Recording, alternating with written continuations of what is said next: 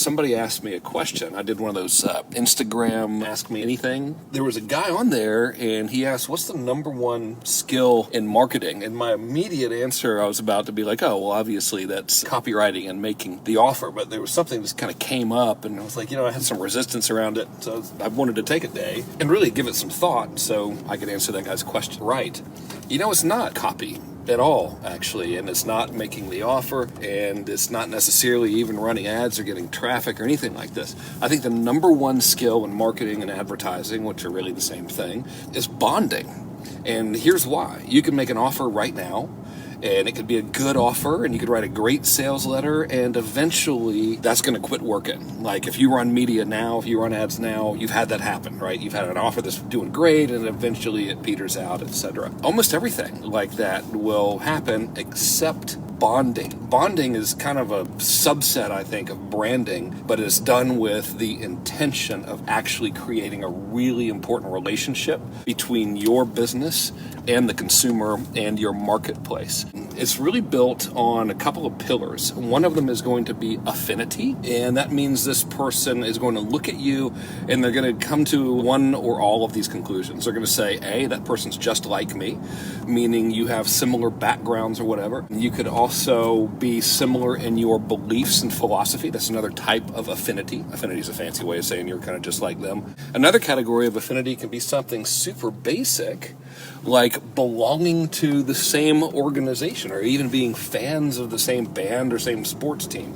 I think you get the point. That's one way of creating a bond with somebody on the surface. Now, the most important one of all of those is going to be the values, where somebody feels like you and them, they have a matching set of values psychologically. If you can demonstrate that you have the same values and philosophy of your prospect, the door opens up for you significantly in creating that bond. So now there's another phase of creating a bond, and that phase is going to be value.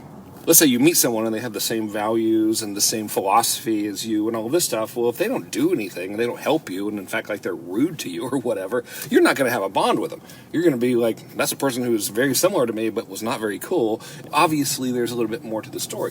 So the second part of bonding is really built on the amount of value and specifically the amount of goodwill that's created by that value that you instill into your marketplace and into your audience. Those two are really the biggest pillars. So now the question becomes, well, how do you actually do it? How do we put all of this into practice? And it's really, really simple. You want to practice something in your marketing and in your advertising called intent-based branding.